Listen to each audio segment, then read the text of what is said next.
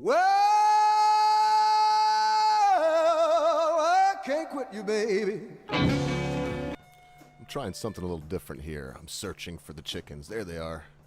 I'm actually doing a voiceover, as you can see, so that I can turn the sound off on the video, which was rather horrible. I know the video's not the greatest, but you can see our mama. She had some luck here, but only 3 hatched of the 10 eggs. Not very normal. I don't know what happened. Usually we get a much better rate of birth than that, but oh, and I kind of wish you could hear here. She's making a sound. It's her distress sound, and it's making the chicks want to stay very close to her. She's very concerned right now, even though I feed them and I've taken care of her, down to picking her up off her eggs, washing her eggs off, keeping her straw turned in her nest. The whole time she was broody, but very distrustful as a chicken, especially a new chicken mother that has little bitties that she needs to worry about and take care of. But I said I'd give you an update on the birds, so we're going to start with these birds. That's the no-name mom. I don't have a name for her. And these 3 hens, they hopefully will all be hens. They probably won't get names either. You can see her shake her tail there, back and forth. That's almost like a white-tailed deer. I know she had a black tail. I'm not talking about the color, but it's a distress signal. So it's a little signal to her brood that, you know, come follow me. Also, it's a signal to would-be attackers and predators not to come around. And it's amazing to see what one of these little hens will do. I mean, look at that little baby. Oh, isn't that cute? It is amazing to see what one of these mama hens will do, in that she will attack a rooster that she wouldn't have went anywhere near a month ago. But now let any bird on the yard come around her hens, her chicks, and she will go. There he goes. She will go nuts. There he goes. On back to mama. These are the ones that I put a scrog, a vertical scrog. Scrog stands for, by the way, sea of green. That's all it stands for.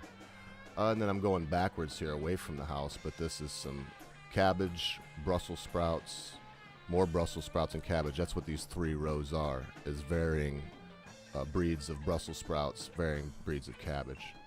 Then we'll come here rather rapidly, I think. Now we'll start. We're going to come up to the tomatoes. And then we have the, like I said, the vertical scrog. And then there's just the tomatoes, some with cages, some without. Then Mrs. Ogre's hoeing the watermelons. There's more watermelons to her right. Here's summer squash. Here's summer and winter squash. Yet more summer and winter squash. And then this row is mostly summer squash. Then we come to our onions. More cauliflower, but this time red. Now we have our beans, of which not much came up. Onions, lettuce, beets, more beans. Excuse me, more onions. And there's Lily Dog, doing her patrol, doing her thing. Now I'm heading out east, to the east side of the property. You can see the chicken coop that I use now. Pared down the chicken coop so much, the chickens, excuse me, so much that I won't need the large coop. I'm considering tearing it down because it's never been completely finished, and I don't need it anymore. So if I don't tear it down, I will be converting it over to a tool shed. And there is Daggoo, the mighty Daggoo. That is my biggest rooster at 12 pounds. He's a monster. I do love that bird. He's been around me for 3 years now. And now, once again, no trick photography. This is the tomato bed. You can see where I put the lines in it before that barely were the tops reaching. I did a video on it and showed them. A lot of cases the tops weren't quite up there yet, and now you can't even see the lines in there anymore. They're way down. In a lot of cases, the growth has come up over a foot and a half above the lines.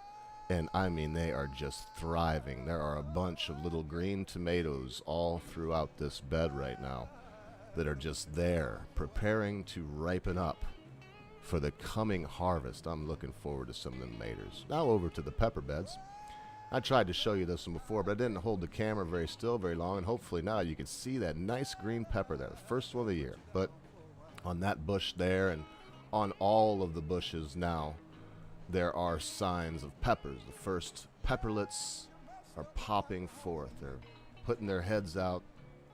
and growing. And man, look at those tomato bushes at the end of this. This is just, I'm telling you what, I'm very proud of the tomatoes this year. I don't know why I have pride in them, because I didn't do anything but plant them.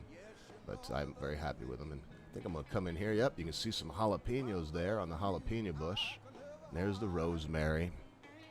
Looking good. Rosemary is a slow grower. You have to be patient with it, but it'll grow. She'll grow up there.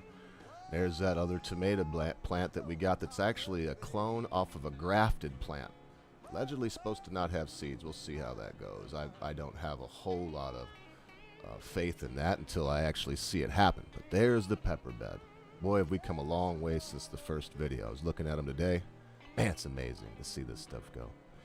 And then here is, oh, I think those are my tools. Look there. Those are my tools for putting the scrog up. This is just the normal horizontal scrog, sea of green method. There is my prize of my garden right now in my mind. The crown jewel, the tomato bed. I think we have 2 varieties in here total that aren't heirloom, and the rest of them are heirloom varieties from brandy wines and all kinds of different varieties of tomatoes in here. We even have some green grapes, they call them. They're pretty much a cherry tomato that stay green. Boy, they're delicious. And there she is. Once again, my just pride and joy, what I care about most in life at the moment. My wife, my dog, my garden. And remember, folks, be good to your friends, be good to your family members, be good to your loved ones. Be quick to say you're sorry. Be even quicker to accept an apology, especially when that thing your friend, family member, or loved one has done seems to be so huge you'll never be able to forget about it. Because constant viewers, at a time you think not, your friends, your family members, your loved ones, your life, and your cause will depart from you.